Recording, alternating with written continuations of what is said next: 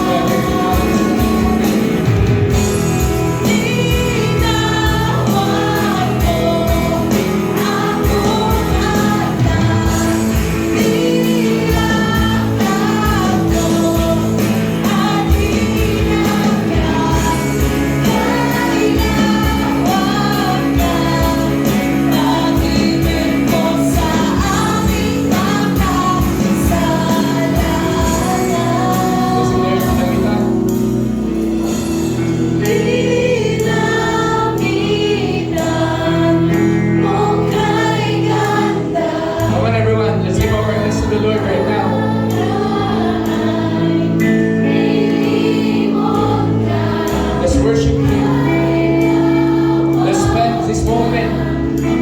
Alam ko medyo magugulo yung schedule natin. But what's important is for everyone here to encounter the Lord. So women, sons and daughters, come on, tinanong mo. Come on, sing it to your father. Kantahin mo na sa Ama sa langit. I hear you, sons and daughters of the Lord. Lift up your hands, lift up your voice, lift up your heart to the Lord. Huwag mong ikahiya, itaas ang mga kamay, itaas ang tinig, itaas ang puso, para sa ating Panginoon. Huwag mong ikahiya. Na iyong Ama, nakikinig sa ating mga kamay.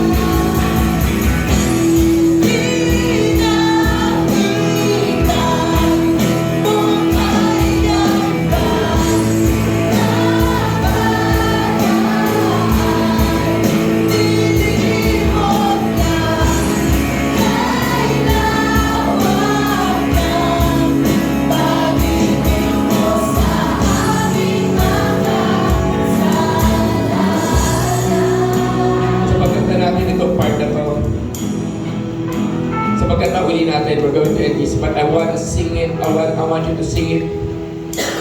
Paano mo ito kakantahin ko na sa harapan ka na yung Ama sa langit? Paano mo ito kakantahin kung nakikinig siya sa iyo? And I believe 100% nakikinig siya sa iyo ngayon. So right now, mahal ka ng Diyos. Kantahin mo. Siya yung Ama mo. Ito ginawa niya sa mga kasi o Diyos.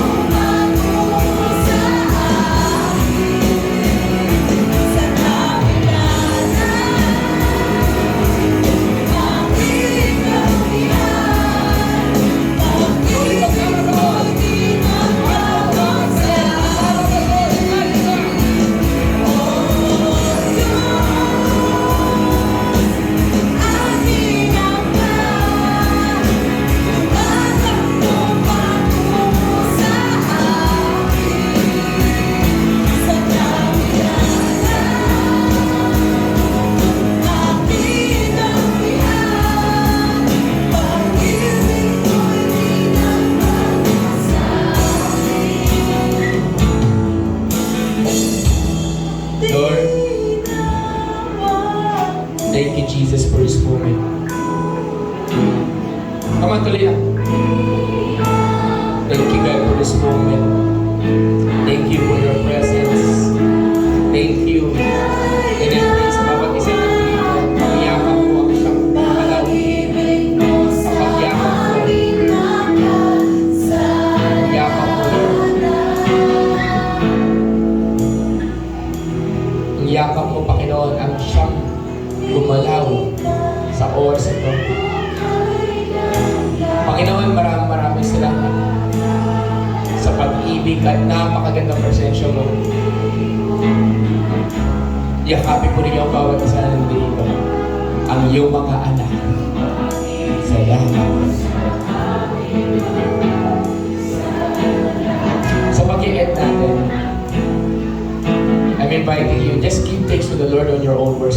Daddy God, salamat po Salamat sa pag-ibig mo sa akin. Salamat na hindi mo ako pinabayaan. Salamat na hindi mo ako sinukuan. Salamat, Lord, na ikakawayakap-yakap mo ako. Salamat, Panginoon. Come on, everyone. Mahal ka ng Diyos. Come on. And can we do this? Kaya ako pinag-iwalay din during this time. Can you minister to your brother and sister? Kung lalaki sa lalaki, babae sa babae, akbayan mo yan. Akbayan mo yan, yakapin mo. Just like kung paano, Lord, I pray that we use one another in this place para sila ay use them to let the love of God to be poured out sa bawat isa. Come on, just embrace one another. Huwag kayong magkayaan. Come on. Mas maganda yung mga magkaka-church tayo dito. Lord, thank you. Thank you, Lord. Thank you. Thank you, God. Salamat po, Panginoon. Please declare your name, Jesus. Amen. Palakpakan natin ang Panginoon natin. Ay, po. Isang malakas sa palakpak sa ating ano Tuhan. Hindi po, tayo po makakaupo na. And tulad ng ating usual, pabuksan na po ng ilaw sa gitna, saka sa likod. Yan. Huwag nyo nang patayin to, huwag nyo nang patayin nyo na sa harap. Okay na to. Okay, yan. Okay, praise God. Kahit patay pa yung isang ilaw para hindi tayo masyado mainit po. Yan, okay. Sige, palakpakan natin ang Panginoong buhay. Malakas na palakpak. Okay, okay na yan. Yan, okay. Grabe. Tapos if you can, pakipatay yung nandito sa stage. Alam niyo ba yung ilaw dito sa stage? Kailangan pag-aralan natin. Ayan ba? Okay. Yan, yan. Okay. Ay, madilim. Ay, damay ka na to. Isang switch. O, sige. Kasi na lang. Damay pala. Okay. Sige. Are you blessed? Are you blessed? Are you blessed? Wala. Tingnan mo yung katabi mo. Yung mo. Blessed ka ba? Blessed? Yan. Medyo lumamig na. Okay. Anong oras na eh? Okay. So, I hope sana mabilisan niya para makapag-baptism tayo. Mamaya tuturo ko yan. Pastor, pag-baptism, ano yun? Later. Yan natin yan later, okay? We're going to talk about it later. But right now, pero baka pag-uwi ko yung schedule, baka kausapin ko. Tingnan natin. Okay. Right now, okay. Na-bless kayo kay Kuya Warren ngayon. Sino dito umaattend ng mga Bible studies? Taas ang kamay ng mga naka-attend ng mga Bible studies sa mula sa iba't ibang eskwelahan. Taas ang kamay! Sumigaw ka! Sigaw mo! Wala ka ito mabilas. Sigaw, hindi tileg. Hindi Okay, sigaw kayo. The count of 3 lahat ng attend ng Bible study. Isigaw mo, mag-cheer ka, ipagmalaki mo, naka-attend ka ng Bible study. 1, 2, 3! Huwag kang sumipol. Mati ka ng Bible study? Yes! Ng Bible study ko? Hindi, Bible study namin. Okay, tama. Okay. Isa pa. Lahat na mga nakatin ng Bible study, sumigaw na malakas. I-cheer mo. 1, 2, 3! Okay. So, nakatin kayo ng mga Bible studies. At isa sa pinakamaganda sa mga nakakatin ng Bible studies, hindi mo alam kung saan ka dadalhin ng Panginoon. Amen ba? Amen? Hindi mo alam. Attend ka lang. Tapos isang araw, nag-preach ka na. Yan, di ba? So tulad ng ating next preacher, okay? So sa mga nakatin ng online, kilala nyo na to. So eto, attend lang ng Bible study. And sino mag-aasasabi na sa pamagitan ng Bible study na yon 10 years ago, ngayon nag-preach na siya, hindi lang sa simbahan, and for the first time, mag-preach siya sa ating camp. Amen ba? So palakpakan natin yan. Walang iba, kundi ang isa sa mga teacher natin to. Teacher to, okay? Okay, so pag-pray natin. So tawagin natin si Ate Carol. Palakpakan natin sa Ate Carol.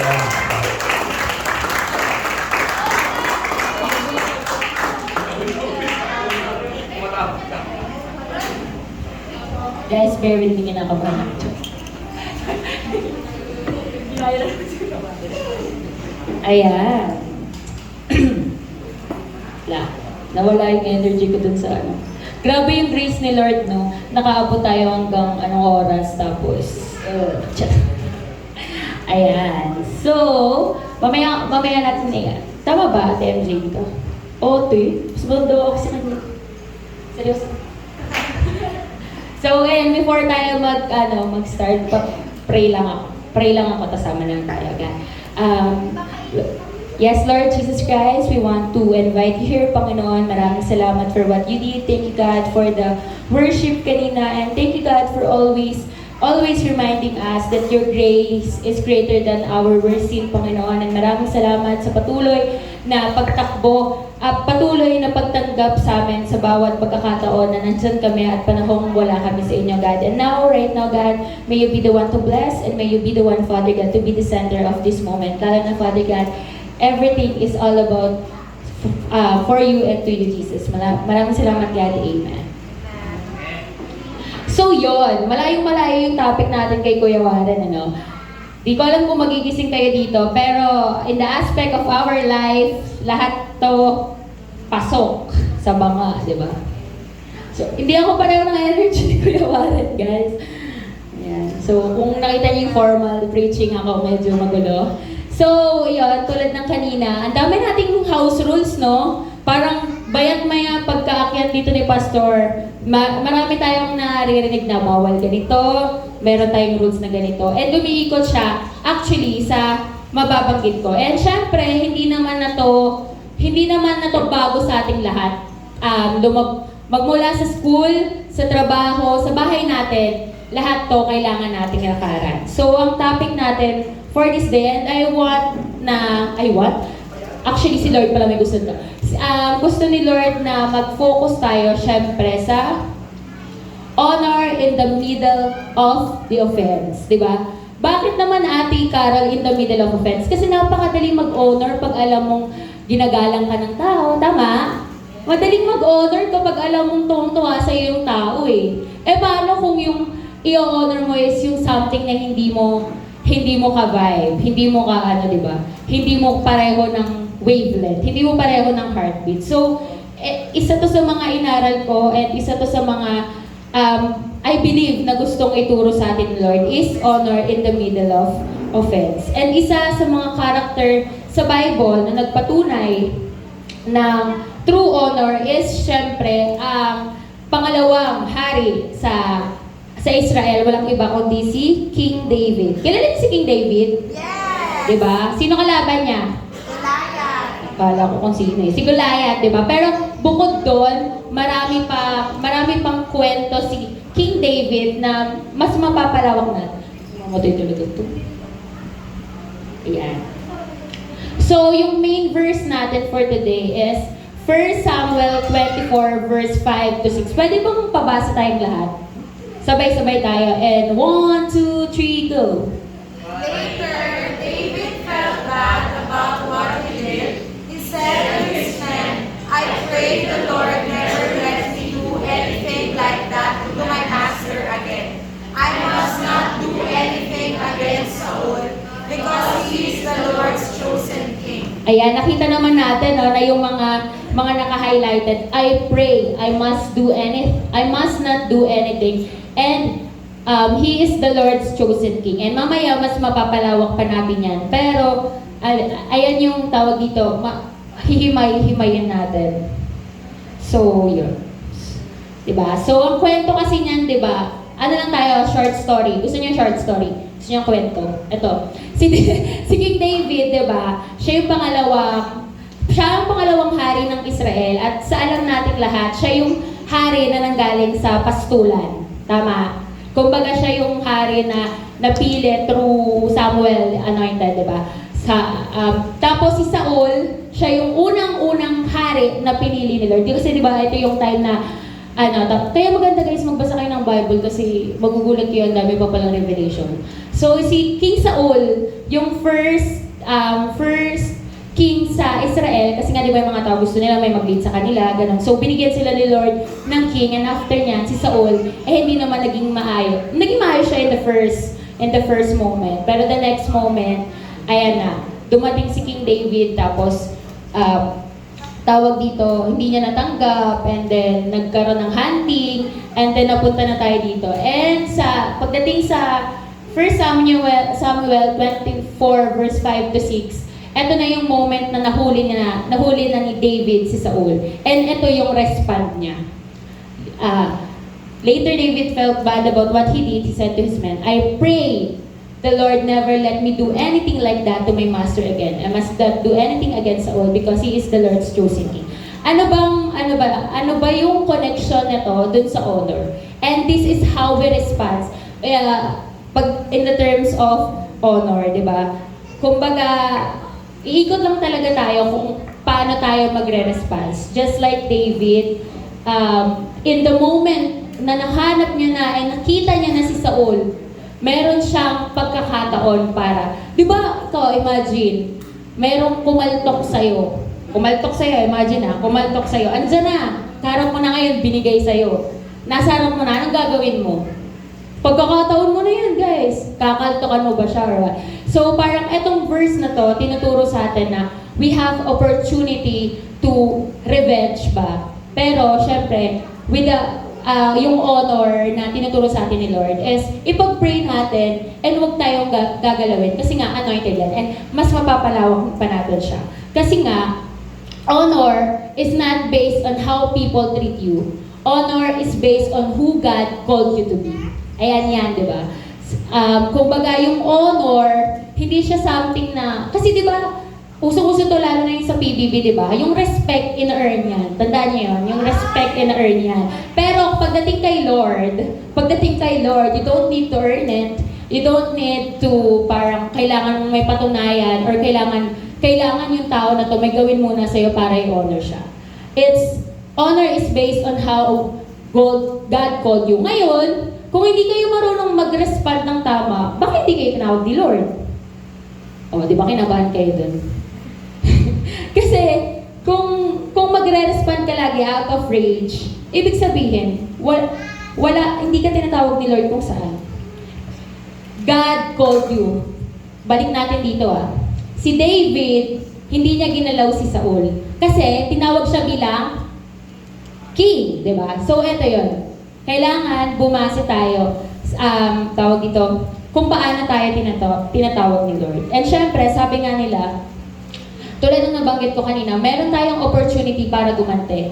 And maybe this honor, pwede tayong manalo sa dishonor. Pero alam niyo yung honor, mapapanalo natin si Lord. Diba? Diba? Sabi nga doon, tawag dito, ganda na wait lang. Gusto ko yun This honor may win. Dito ko ba nalagay? Kaya mo na. This honor. Siya. Oo, nawala siya. Pero yun nga. Sabi, this honor may win people, but honor wins God's heart. Diba? Hindi ka mananalo, hindi mo man nabangasan yung kalaban mo, napanalo mo naman si Lord kasi nag-self-control ka. So, honor is revealed not when it is easy, but when it is difficult, di ba? Madali kasing patunayan yung honor kapag naayon sa atin lahat. Pero, sabi nga nung, di ba, madalas naman din natin naririnig si Pastor sinasabi na, ang honor, nare-reveal yan yung character natin. Paano ba tayo magre-respond kapag kinorek tayo? Paano ba tayo magre-respond kapag may house rules tayo? Tulad kanina, paano kayo nag-response na nagkaroon kayo ng house rules? Buti naman kanina walang nubo naman yun, buti na lang, di ba guys? So, meron tayong mga ilang points para sa honor in the midst of offense. Siyempre, first is, honor is tested through offense, di ba? During that time. So, yung first is, 1 Samuel 24 verse 10, you can see that when your own eyes that is not true, the Lord put you within my grasp today in the cave. But I refused to kill you. I was merciful to you. I said, I won't hurt my master. Saul is the Lord's chosen king. Next, ayan. Doon sa verse na yon, di ba? Sabi, tulad na nabanggit ko kanina, you may satisfy yourself by getting revenge, seeing them suffer. Pero, I was merciful to you. I said, I won't hurt my master. Saul is the Lord's chosen king. Ibig sabihin, through offense, kailangan yung response natin, hindi tayo gagante. Maaring maging masaya tayo. Di ba meron tayo doon? May kasabihan nga tayo na yung sa revenge daw dapat makakaganti talaga. Pero tulad ng tinuturo sa atin ni Lord is, tawag dito, God will fight for us. Sabi diba sa Exodus 14:14, God will fight for us. 1 Samuel 24:12, let the Lord be the judge. I hope the Lord will punish you for the wrong you did to me, but I won't fight for you myself. Again, sino ang lalaban sa atin? Si Lord. So, kapag ka merong nag-disrespect sa inyo, ikalma nyo lang yung sarili nyo. God will fight for you. Binigyan ka ng bagsak na grade, God will fight for you. God will fight for you. Hindi ka pa nagkakaroon ng work, God will fight for you. Hindi ka pa nagkakaroon ng jowa kasi hindi pa tayo, guys. Huwag niyong dinadaan kay Lord yan. Ayan. So, next is, ayan, madami ako actually. Revenge, satisfy emotions for a moment, but surrenders, honors God. You are not called, di ba? Hindi tayo tinawag ni Lord para manakit ng tao, pero tinawag tayo ni Lord to, di ba? To reconcile with one another. Meron lang tayong dalawang laws di ba? Love your God with all your heart, mind, soul. And second is love your neighbors as you love yourself. And yun yung mahalaga doon, di ba? Tinawag tayo hindi para manakit ng kapwa natin. Tinawag tayo para, alam mo yun, para taking care to each other, to love one another. Kaya naman guys, kung na-offend kayo, ikalma nyo lang, God will fight for you. Next is, feeling ko ito yung pinakamahirap sa lahat. Honor, recognize God's authority. Parang kung nagkikwento lang dito, Honor, recognize God's authority. Sino ba yung mga authority natin? Sa family, we have our mother and father, grandfather, grandmother, meron tayong guardians, sa school, meron tayong teachers, meron tayong mga bosses, sa church, meron tayong pastors and leaders. And sa ayaw man natin, o sa gusto, kailangan nating i-honor, o kailangan nating i-recognize na God sent people for us. Naalala niyo ba yung kwento nung, lumpo? Lumpo, di ba? Paano siya gumaling? Through friends. And true friends or yung mga taong pinadala sa atin ni Lord. And ganun din tayo. Kaya kailangan natin i-recognize yung mga taong binigay sa atin ni Lord. Kasi sila yung tutulong sa atin. At the end of the day, hindi man kayo mag-agree. Kailangan nyo pa rin i-follow. Kasi for sure naman yung authority ni Lord, authority ng tao na binigay sa ni Lord, hindi niya naman gusto mapahamak ka You just meron lang talaga kayong ibang way. Sabi nga dito, let everyone be subject to the governing authorities, for there is no authority except that which God has established, di ba? Ang authority lang daw natin yung yung in-establish ni Lord. Kaya yung mga, guilty din talaga ako dito, yung mga sobrang pasok na yun sa ating government, di ba? Guys, wala tayong control dyan. Ibig sabihin, inaalaw ni Lord yung nangyayari sa bansa natin. And we just need to be here to pray for them. Kaya guys, huwag na kayong humawak ng karatula. Okay, it's okay na mag-care. Pero we can care to our bansa, by prayers, guys. Bobo ko nyo, alam mo naman. Next is 1 Peter 2 verse 17. Show respect to everyone. Love the family of believers, fear God, and honor the emperor. And actually, alam ko narinig yun to kay Pastor Ayan, yung dun sa emperor. Kasi during that time, nakwento ni Peter, tropa ko kasi si Peter. Nung time na yan ni Peter, ang emperor ay corrupt. Diba? So, paano ka naman magbibigay ng buhay sa taong corrupt, diba? Pero ang utos ni Lord, show proper respect. Diba?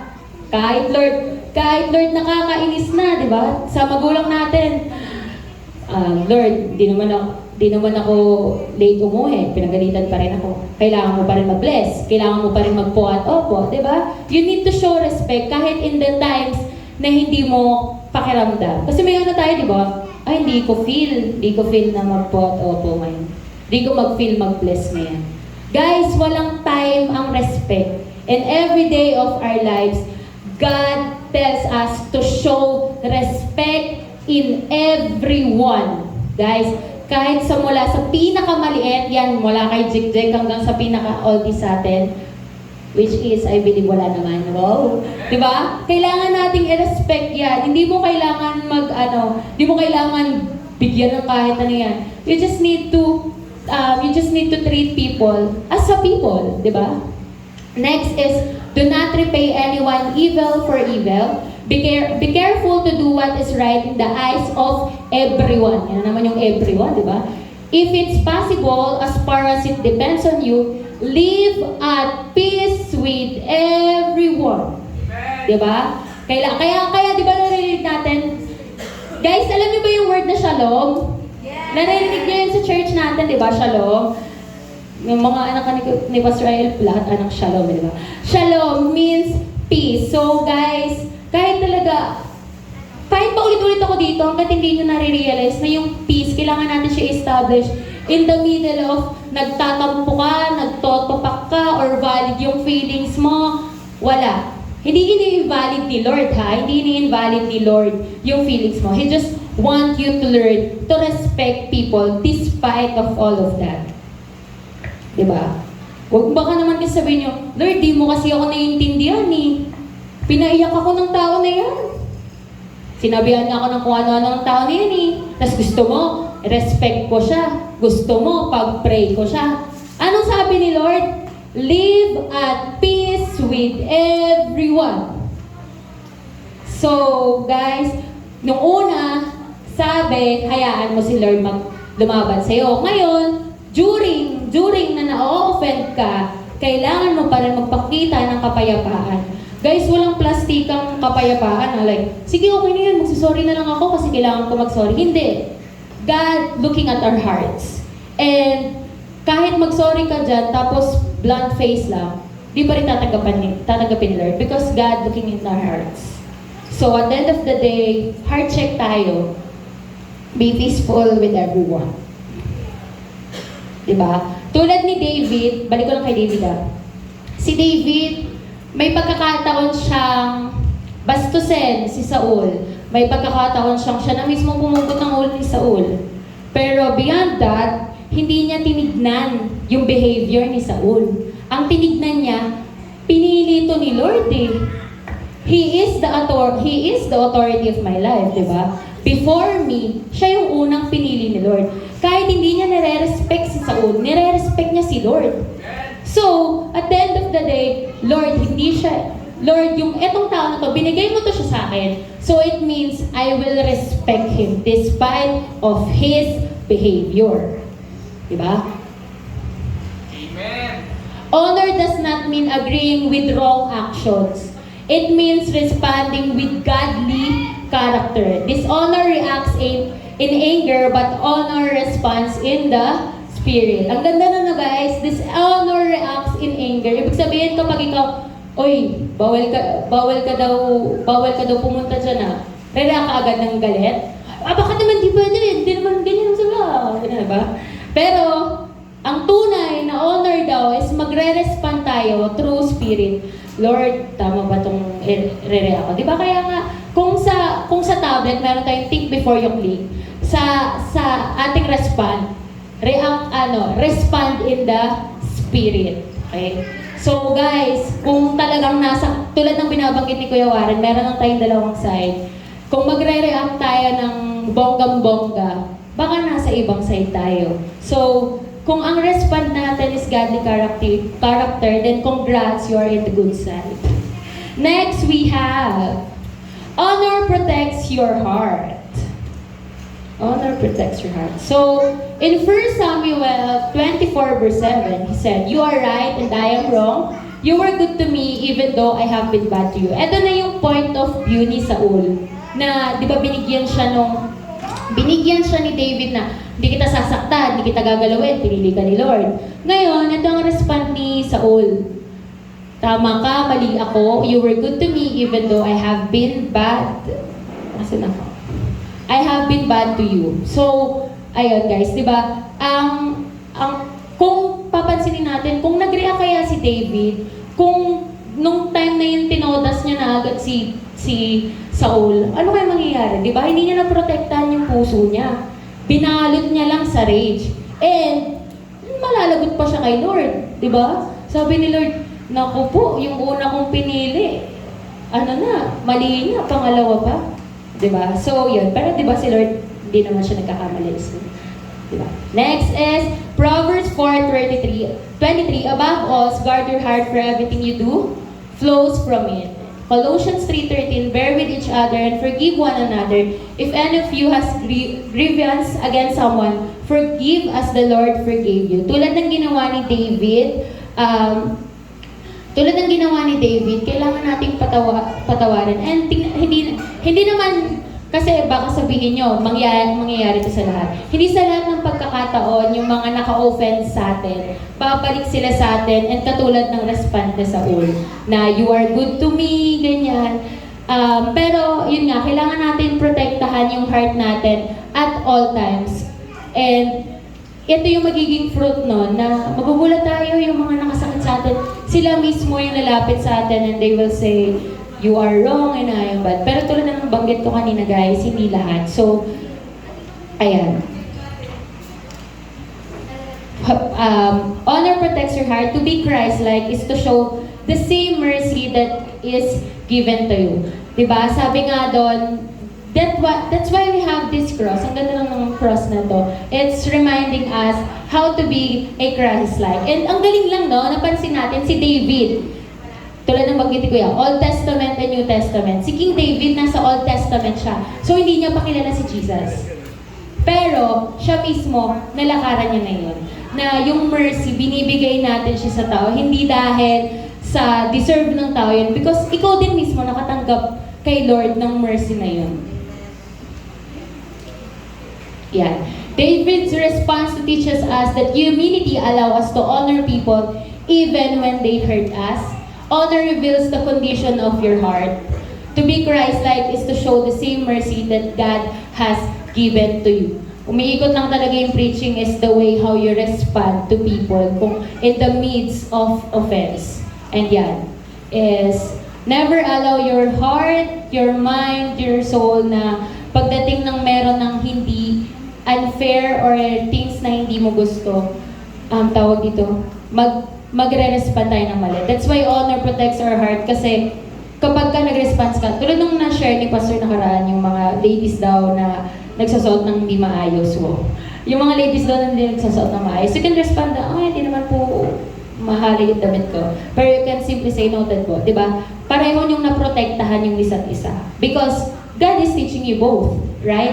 So parang pinotektahan niyo yung heart niyo isa't isa na, okay, imbis na sagutin ko tong taon to, God is the authority and also, noted po, okay, so wala na, di ba? There's a peace. Yes. Last is, Jesus is the greatest example of honor. So, dito na tayo lalabas. Pastor, patapos na po. Ayan, dito na tayo lalabas. Yung 3 points kasi natin is the kwento of, David and Saul. Kumbaga, kung tingnan mo, bilis lang naman niya, no? Si Saul, hinanting si David. Ngayon, si David, nung gagantihan, nung gagalawin niya na si Saul, Lord, di ko siya gagawin. I pray. Ayun yung una natin, no? I pray. Ibig sabihin, pag-pray mo. Diba? Kung may kaaway ka, pag-pray mo. Kung may kaibigan ka, pag-pray mo. Kung di mo maintindihan, pag-pray mo. Next is, you must not do anything. Bago tayo magpunta dyan sa 4 na yan. You must not do anything. Ibig sabihin, hindi ka kikilos. God will fight for you. Paulit-ulit nating naririnig kay Pastor na hindi mo pwedeng tulungan si Lord. Diba? Like for example, okay, nangangopya yung kaklase ko. Tulungan ko si Lord na mahanap na tulungan ko si Lord sa tawag dito. Eh, sinumbong mo yung kaklase mo. Kahit sabihin mo pang tama yung ginawa mo, wala na, wait lang, paano ko ito malulusot? What I mean is, yung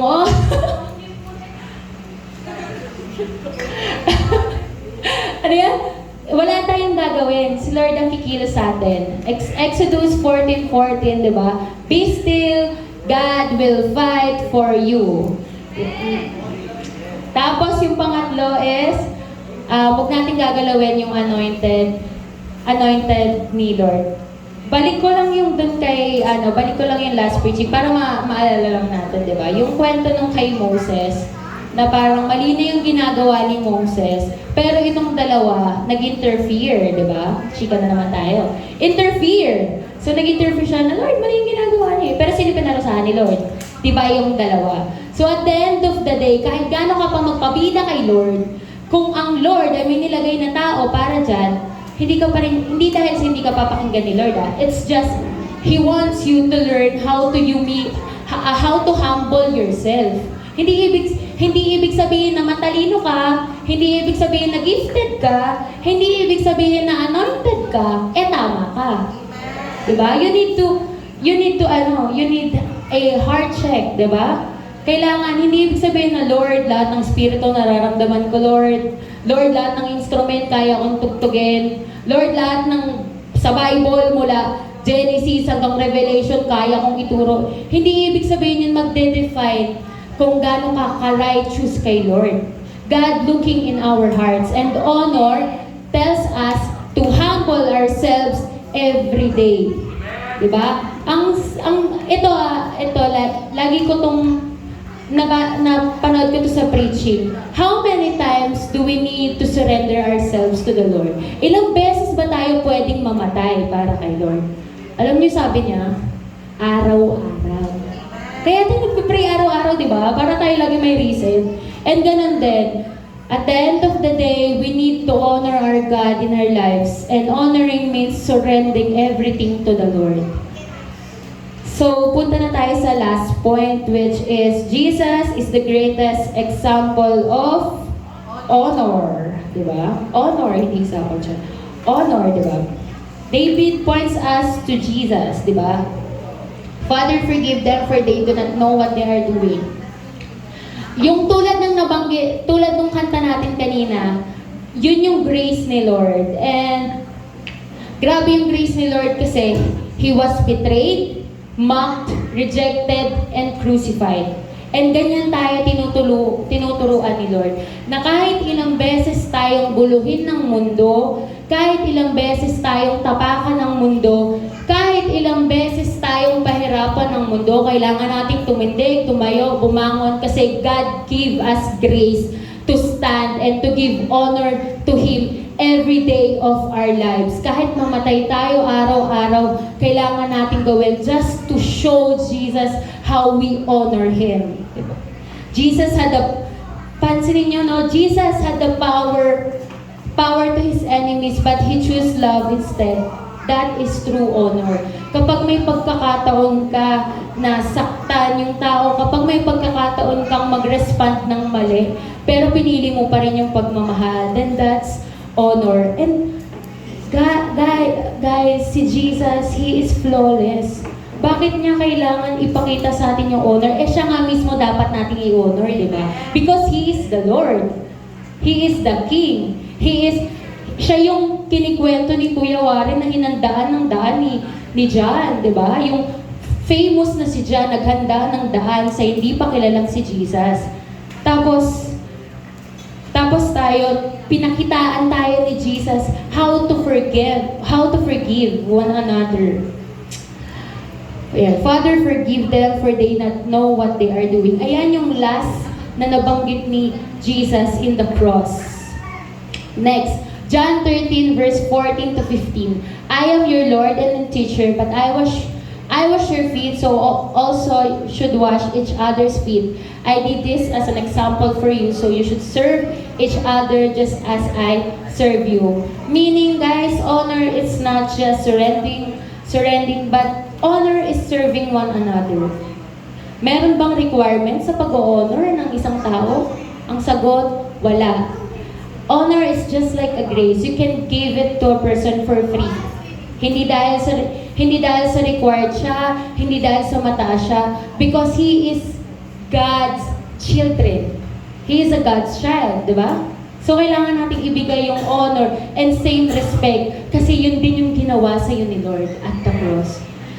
And in this moment, guys, si Jesus nagugas ng paa. And sabi ko nga dun sa may napanood series, di ba? Sabi, bakit hindi sa ulo? Bakit hindi bakit hindi mo na lang paliguan ng buong katawan? Bakit sa paa pa? Because ito yung pinakamaduuming part ng katawan ng tao. Ito yung, and yung paa representing how we walk in the Lord. Kaya gusto ni Lord, hinuhugasan niya yung paa mo. And Ganon din tayo sa isa't isa. We need to honor by humble ourselves before one another, di ba? Hindi mo lang i-humble yung sarili mo kay Lord, pero i-humble mo din siya sa bawat taong nasa paligid mo. Pero reminder guys na hindi naman ibig sabihin na humble yourselves. Di ba sabi nga doon kanina, honor is not validating wrong actions. Godly respond lang.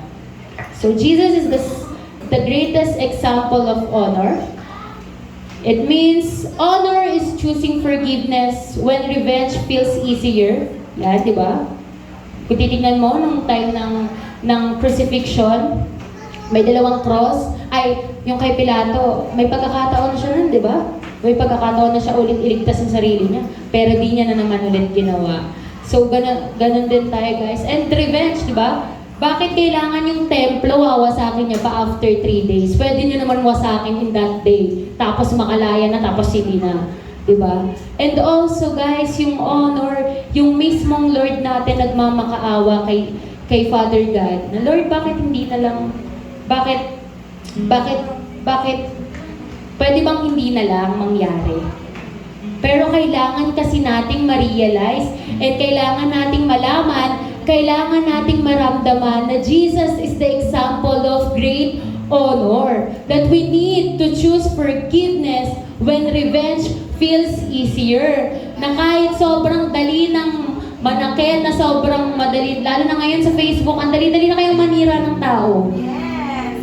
Ang dali-dali ng, di ba yung mga inside joke ng mga crew, ganunin lang nila yung pagkain, lamutakin lang nila, makakaganti ka na. Pero guys, we need to remind ourselves that Jesus is the great example of honor. Kapag may nakasakit sa'yo, forgive them. Forgive them. Hindi dahil kailangan ma-feel ko muna. No! You have to decide na, Lord, magpapatawad ako, hindi dahil sa kailangan ko, hindi dahil sa kailangan ng tao to, kasi ito yung gusto mong respond ko sa action. Honor is responding with grace when people give you pain. Grabe, tusok, lugmok, ang sakit ng Lord. Bibigyan ko ng grace. Paano? O sige, sabihin natin, parang mga example ko, mga ani. Paano kung magulang mo, nasaktan ka?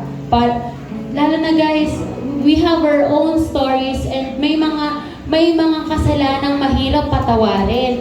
May mga magulang, sad to say, kaya nilang i-abandon yung mga anak nila. May mga taong kayang mang-abuso physically, sexually. Pero in spite of that, we need to respond with grace. We need to respond with grace. Guys, remember, we need to live at peace with everyone, guys, and respond grace despite of everything that we've been through. For example, tawag dito, kailangan ko bang maging mabait? Ang approach niya sa akin, pagalit agad. Kailangan ko ba siyang patawarin? Inaantok ako, wala akong tulog, ginugulo niya ako. Diba? We need to respond. Kasi at the end of the day, you need to focus yourself. Sino ba ang patungkol ang lahat ng ito? Sa'yo ba? Ihinto ba ang mundo kapag inaantok ka? Hindi, diba? It's all about Jesus. Honor is reflecting Christ even when you are wounded. Just like in the cross. Just like in the cross, guys. At the moment of the cross, meron pang pinalaya si Lord na isang soul. Diba? Yung kasama niya, hindi ka naman karapat-dapat dito pero kasama kita. And that's, tayo din ganon, na sa mga moment hindi natin maintindihan, Lord, bakit kailangan ko umintindi? Ubus na ako. Lord, pagod ako sa trabaho, yung sa bahay, hindi ako naiintindihan. Sa church, ang dami kong ginagawa. Do I need to respond, right? Yes, because you need to reflect Christ. You need to reflect Christ. Kaya, ang hirap talaga ng lakaran ng honor kasi honoring is to deny yourself and take up your cross. Every day of your life, you need to accept yung mga mga unfairness na nangyayari sa'yo. Sabi nga, di ba, ng mga apostles na dahil tinanggap mo si Lord, makakatanggap ka ng mura, ng dura, ng suntok, ng bato. Kailangan mo yung maranasan because God chosen you. A heart full of honor will always reflect the heart of Christ. As I end,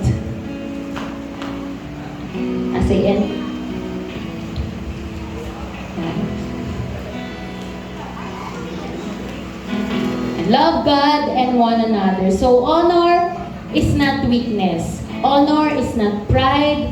Honor is not something that you need to win. Honor is strength under control. Kaninong control? Kay Jesus. And nakikita natin yung grace. Balik lang tayo sa representational natin, which is si David and Saul. David became king not just because he was gifted dahil magaling siya kumanta, dahil magaling siya mag-worship. No, but because he carried honor. Dala-dala niya yun. That's why he is the second king and he is the man after God's heart, di ba? And culture of honor says, I will guard my heart. So this is how we respond, I will guard my heart. I will respect others. I will trust God's timing. I will reflect Christ even when it's hurt, di ba? Honor is not proven by how you treat people. But honor is not how you treat people who love you, but by how you respond to those who hurt you. Ibig sabihin, guys, ang honor, hindi yan nag-define kung paano tayo magre-respond sa taong minamahal natin, nagmamahal sa atin, pero kung paano tayo mag-honor dun sa taong mga nakasakit sa atin. A heart full of honor will always reflect heart of Christ.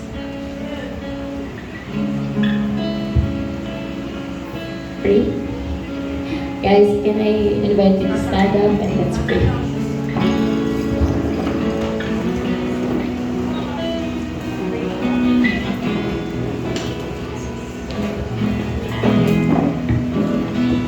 Oh God, Heavenly Father, we just want to thank you, God, for reminding us how we honor Panginoon. And above all, God, help us, teach us, Panginoon, to honor you above everything in this world, God. Help us to fully committed to you, fully surrendered to you, God. Our hearts, our minds, our soul, Panginoon. And teach us every day, God, na recognize the authority above us na binibigay mo, God. We are flawless. We are hurt. We are in the world we're not supposed to be. Pero Jesus, you gave us grace, Panginoon, how to live in this moment, Jesus. And we just want to acknowledge how good, how amazing you are. Teach us, God, to humble ourselves before you, God. And teach us, Panginoon, to respond in a godly way, God. Not in our anger, not in our emotions, but in your spirit, Jesus. Deny ourselves and take up the cross because you, Jesus, who love us, show us, and gave us the great example of honor. We love you, Jesus, God. Please remain standing. Grabe yung message niya. Paki-flash ka uli yung kanina. Yung second to the last na slide. Yung marami. Yan, sa dulo. Basahin natin yung dulo. Sabihin natin sa dulo. Heart full of honor will always reflect the heart of Christ. A heart full of honor will always reflect the heart of Christ.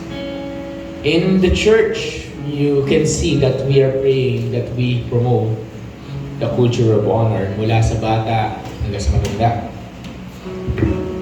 And ang idea nun is not because pastor ako or not because leaders sila. Leaders kami. We promote 3 things in the church, or 4 things na actually ngayon. Honoring God, honoring your pastor, honoring your leaders, and honoring one another. Sa loob ng simbahan yun, iba ang kwento pag nasa labas ka ng church. Kasi, madaling mag-honor sa loob ng simbahan. Madaling mag-honor kasi pwede mo namang ano yun eh. Pwede tayo magkunwa-kunwari. Kasi simbahan tayo, camp tayo. So, magdaling mag-honor, magpakitang tao, sabi nga. Question is this: what happened outside the four walls of the church? Do you still honor ba yung people around you?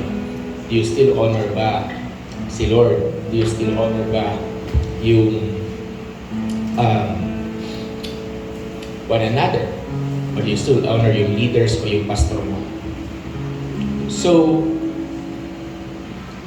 yung mic mo na ng araw, medyo umaling ako.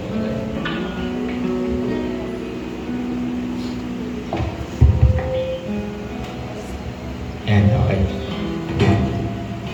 Yan. Yun nga eh. Sometimes, hindi natin naiintindihan na there's these things called honor. And this afternoon, that's what I want to happen. Actually, dapat may baptism tayo. Pero the Lord is impressing in my heart to do something. So medyo wala tayong baptism ngayon. Magtuturo ako about baptism. But what we're going to do is, pakitawag nga si Leo sa kusina. Pakisabi dito lang siya, wag siya sa kusina. Okay.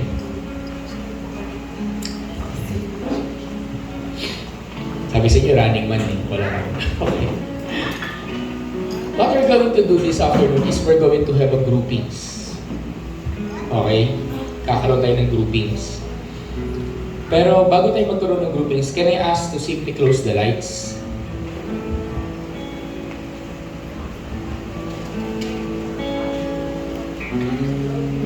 Maliban dito sa harap. Maliban dito sa harap. Yan. Mga lalaki, tingin kayo sa akin. Tingnan mo katabi mo, sabihin mo, kamusta ang honor mo? Yan. Sa mga hindi nakakaintindi kung malalim masyado ang honor, it means respect. Kamusta respect mo? Sa mga kababaihan, tanungin mo naman, kamusta honor mo? Yan. Kamusta? Diba? And as a pastor, I will tell you, marami na akong pinagdaanan regarding this, the good and the bad. Diba? So, hindi ko na iisa-isahin sa inyo. Paayos ulit. Medyo nag-feedback. Ayan. So, what we're going to do this afternoon is, I will challenge you.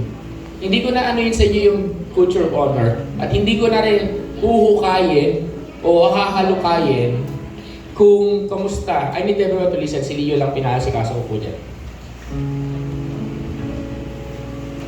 I need everyone here to hear what I'm trying to say. Is, basahin nga natin ulit, a heart full of honor will always reflect the heart of. So hindi ko na kayo ahalukayin, hindi ko na kayo iisa-isahin, hindi ko na tatanungin, but we will have a prayer of commitment this afternoon. Is there a chance in the last 24 hours na nag-cause ka ng dishonor? The opposite of honor is dishonor. May na-disrespect ka ba?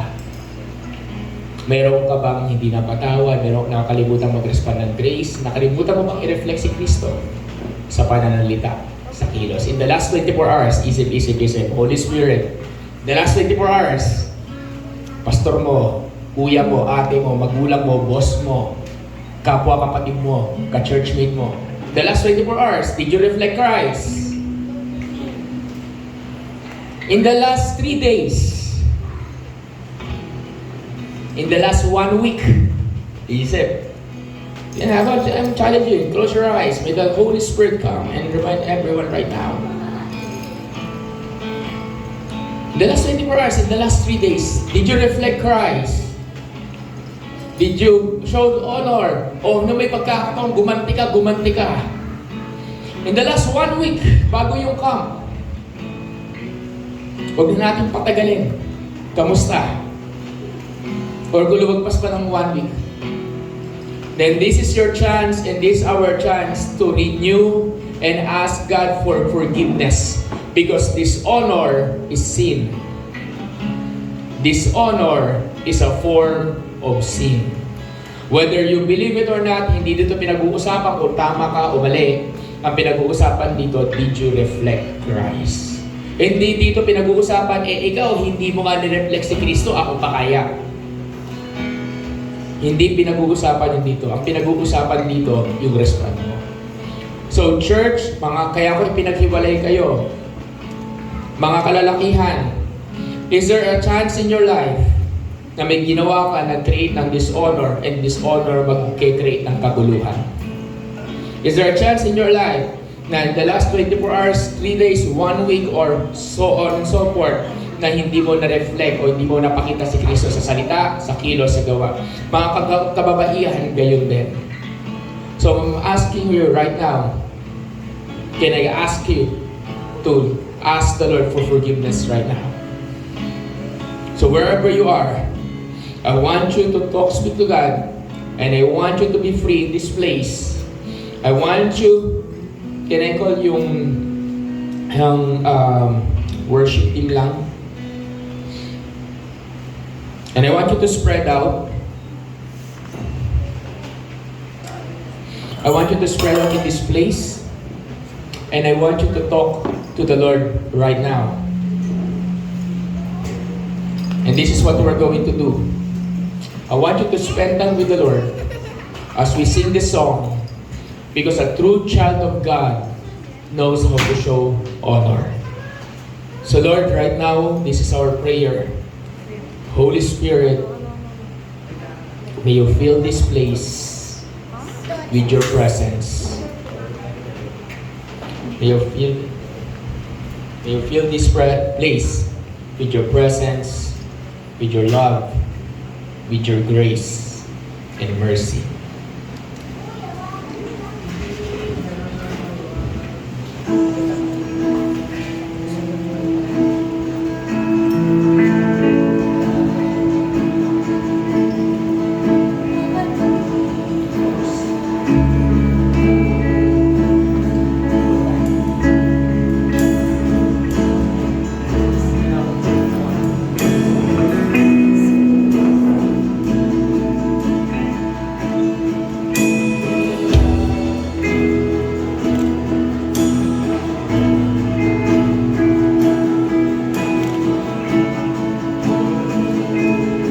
Lord, here we are. And right now, we sing the song.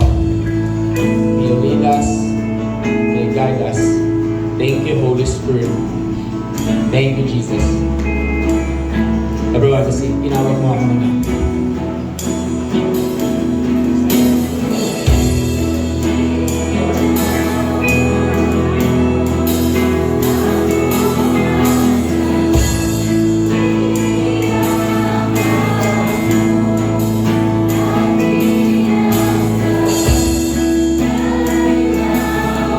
Come on, everyone.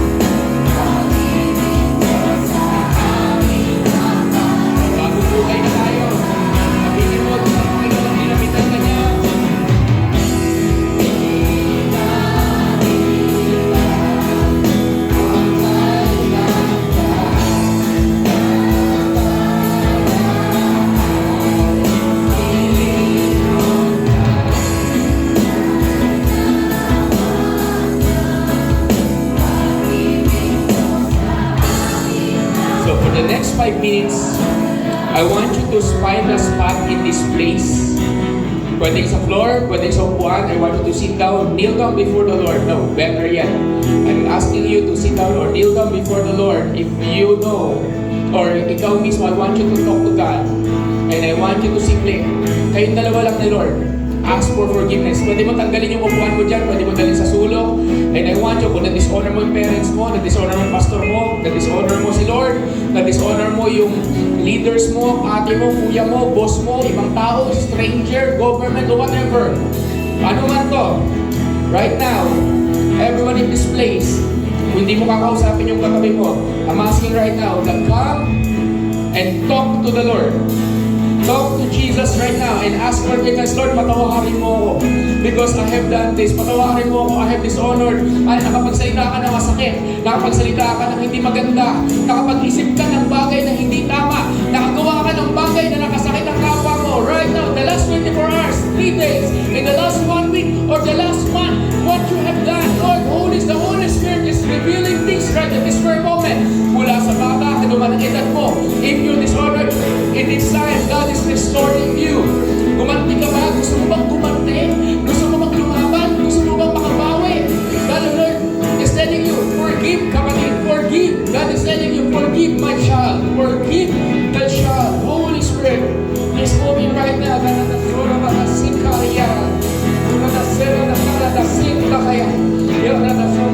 The Lord is moving mightily in this place. And He's restoring a heart that knows how to honor, is a heart that really worship the Lord. We are worshiper of the Lord. So right now, nandito ka sa lugar na to, meron ka ba natingnan ng masama? Meron ka ba nasabihan na attitude? Meron ka bang nabigyan ng attitude? Meron ka bang nakausap? Meron ka bang nagawan? Whatever it is, na alam mong dishonor, alam mo kung ano yun. So right now, God, family, move mightily and sweep over this place with your love, with your grace, with your mercy and power right now. In Jesus' name, come on. Thank you, Lord. Thank you, Lord. Ginawang mo.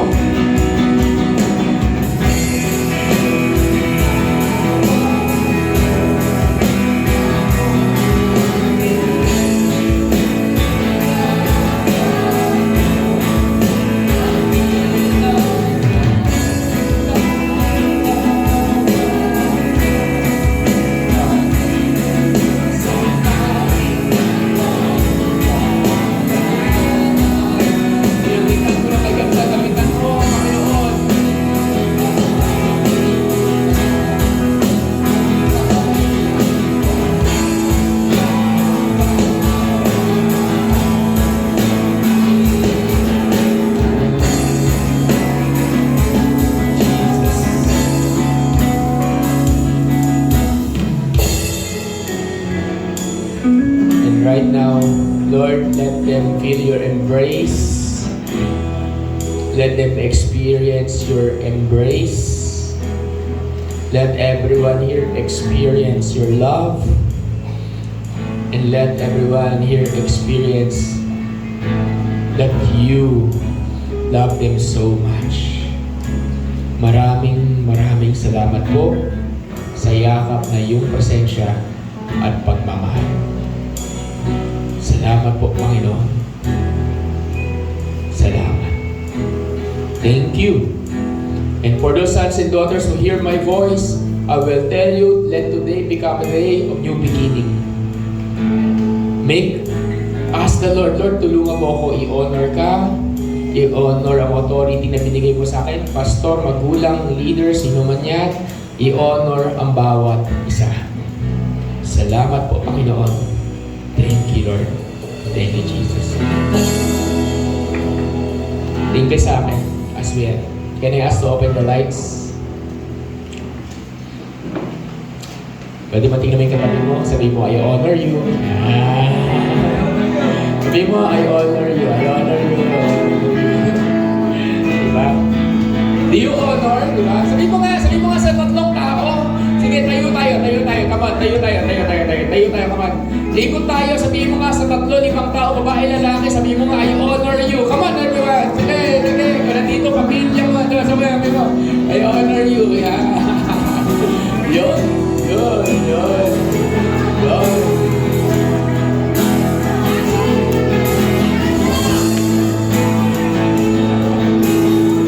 Ayan.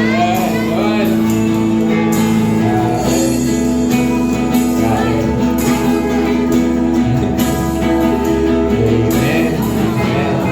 So, hindi ko inaasahan mo. So, what we're going to do is this. Sige po, magkakaroon tayo ng groupings. Sige po. Thank you.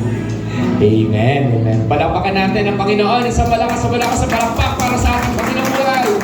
Are you blessed? Are you blessed? Yan, okay. Grabe. Pinakamahirap practicein is honor. Promise. Pero practice makes perfect. Amen ba? Kaya sa simbahan po, mga kabataan, sabihin na natin to. Sa simbahan po, pinapractice natin yung pagmamano. Bakit? Kasi hindi lang sa simbahan yan, kundi we want it na hanggang sa labas. So, this is what we're going to do. We're going to have a groupings. Okay? Groupings. So, magkakaroon tayo ng groupings, spot na lang. Sana wala pa. Pakisilip nga, may session na ba sila? Pakisilip. Yung session sa labas kung kamusta yung isang church. Kung nakapaligid sila. Umuulan? Kala ko umuulan kasi parang may ulan eh. Okay, guys. Maraming treehouse. I want you to have these groupings. Okay? So, this is the groupings. Lalaki, babae. Okay. Ate Mau, punta po kayo dito, Ate Mau. Ate Shi. Pakitawag si Ate Marie. Asa si Ate Marie? Ate MJ. Ate Carol. Lahat ng tawag dito. Kuya Warren. Punta kayo dito. Oo, punta kayo dito. Tawag ko. Ayan. Sige. Ate Chay. Mabilis natin. Okay. Tapos, Leo. Asan si ha? Okay.